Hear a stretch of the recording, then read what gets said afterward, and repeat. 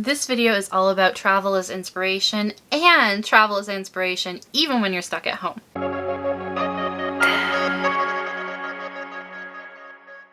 My best ideas always come when I'm traveling, and this is true for a lot of artists, writers, creatives across the world. So I'm even thinking of someone like Hemingway, for example, who actually lived in Toronto for a while and then hopped over to Europe. So I'm in pretty good company as someone who was in Toronto in Spain. A lot like Hemingway. That's probably where I want the similarities to stop. So why do we get so inspired when we travel? Well, travel stimulates the brain, right? We are in a new environment. Our senses are really hyper-focused and absorbing everything around us. We are experiencing everything new, just like a baby, right? Especially if we're in a culture very different from ours. That can really create these solid memories. I think we can all speak to how much travel memories are really embedded in us compared to our, everyday coffee ritual. All of them start to blur into each other, but travel experiences stand out. The memories are sharp, and they can also be triggered by those senses that were heightened when we were traveling. So for example, this is not a huge travel experience, but I remember going to Canada's Wonderland, which is an amusement park near Toronto when I was a kid. And of course, it's in the middle of summer and you slather yourself in sunscreen, especially that old chemical sunscreen, the white stuff, the really, really white stuff. And somehow that experience of Canada's Wonderland and the scent of that sunscreen, that very overwhelming sunscreen, are intertwined. So when I smell sunscreen, especially that really classic, lather your body in it sunscreen, it makes me think of Canada's Wonderland. To this day, it's been probably 2 decades, let's say. And I'm pretty sure that's going to stick with me for my whole life. You'll find things like that happen in your travels too, most likely.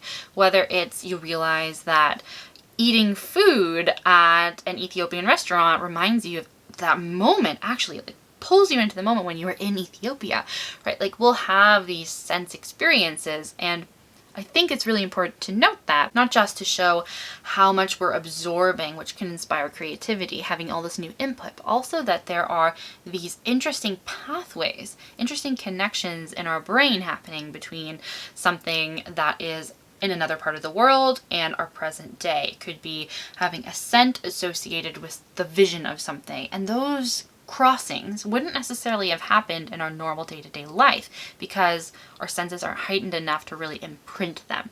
So I'll give you some probably scientific resources below, but I think from your experience you'll know that this is the case. This is true. This can also be true just when we have really unusual experiences. So maybe your first day of university, you have some really locked in memories, but I think travel is the go-to because it's reliable. It always does that for me. It is such an exciting experience. Everything is novel, and there's different languages, different scents, different sights going on. It can all whirl into this wonderful kind of inspirational experience, whether you're going near or far. So that brings us to the idea of how to get inspired by travel even when we're stuck at home. I'm filming this in January 2021, although this is out in February, and most of us are not able to travel. Some of us can't even leave our local area, right, because of the lockdown. So how can we have that inspirational travel experience when we're stuck at home? So I do want to point out the fact that nearby travels count as travels, right? So if you're able to explore safely your local area, then I would try that, right? So I'm in Toronto. If we weren't so locked down, and basically September, that kind of time period when we were a little bit more relaxed, we would go, as I went with my family, on coffee drives. So we would go to towns like Erin, which I had never been to before. Probably, I don't even know how long, but an hour or so away from Toronto, but totally different town. Never seen the town before. And I remember it really strongly, and I remember that I got a really weird coffee beverage. I think it was a lavender latte or something like that. And I remember those details. It sticks in my mind because it was so unusual, even though it was just a local town I'd never been to before. Sometimes if you're from a city, going out to the countryside can really create that experience for you, or going for a hike.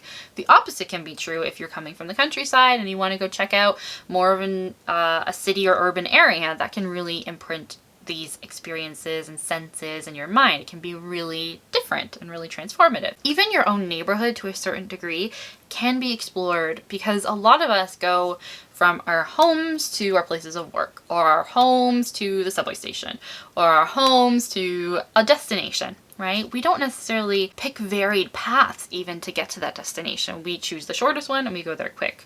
So stray from your daily path, even if all you can do is walk in your neighborhood. Go and see if there's a pond near you that you weren't aware of, or a creek, especially speaking again of Toronto. Or look at some unusual buildings that you haven't looked at before. Just walk on the other side of the street. Just like give yourself varied experiences, even if it's very hyper local. There are also some more literal ways of experiencing travel when you can't go anywhere. And I'll start out with documentaries, right? So I'm a huge fan of Rick Steves Europe on public television. We get it in Canada too. And he spends, I think, a half hour in different specific zones of different countries in Europe in particular. He has some specials in other places, but I can go on a virtual trip through the television to Greece. I can go on a virtual trip to Romania. I can see places that I don't know hardly anything about. So, for example, maybe Finland. And I can visit familiar places by watching an episode that was about Rome. I've been to Rome before. So it can be kind of a virtual experience, especially if you have the option to like make yourself a little snack or something that is inspired by that location. If, for example, you're going on a vacation, virtual vacation to Spain, grab yourself some manchego and chorizo and, something to kind of snack on that heightens that sensory experience and really delves you in there. It sounds silly, but it's really fun. I really enjoy it as someone who loves travel. Just thinking about travel can be really satisfying. Another example I'll throw at you, if you have Netflix, is Somebody Feed Phil, which is Phil Rosenthal, who's a producer, writer in the television industry, who's very funny and very wholesome. Goes on travels to different places in the world, and they're beautifully shot. Like, you can really immerse yourself in the experience and learns about local people, kind of has unusual sometimes experiences, and eats a lot of food. So it can also transport you. Think about books as well if you're a reader. I know I have a book, I don't know the name, but I can find it and drop it in the description, of someone's experience on the Camino de Santiago in Spain. So you can really, if you're a reader, you can completely zone into the book and it becomes real. Right? In your mind, everything becomes real. It really transports you there. All those things are great too, because a lot of the time the person's quite educated about the culture, or they're asking educated people about the culture. And that means that you're getting really valuable input and learning, and it's only really through input and learning that we're then able to cross things over. We need some new stuff, mixing it with old stuff that's rolling around in our minds, and they form something really unique. I really think that's what creativity is taking something unfamiliar to you, mixing it with something familiar to you, and exploring the interplay between them. If you have any ideas about how to travel when you're at home or on a budget, then drop those ideas in the comments below. I'm sure you'll help people. So is travel inspiring for you just like it is for me? I love travel. Can't wait until we're able to do it again. Hope I'm looking back at this video in a year or 2 years from now and just like giving myself a virtual hug through time and through the screen because I'm abroad in, I don't know, like Estonia. Let's go to Estonia. And if you like this content, all this creativity, where to find inspiration kind of content, this is just one of the types of content I create on this channel, the Intrepid Emma YouTube channel. So I'm an entrepreneur. It's all about entrepreneurship, copywriting, and content writing, which are my areas of expertise. So lots of creativity goes in there. Okay. Give this video a like, a thumbs up, hit the subscribe button and the notification bell so that you never miss a video. I will be so happy to see you again next time here, always on Thursdays.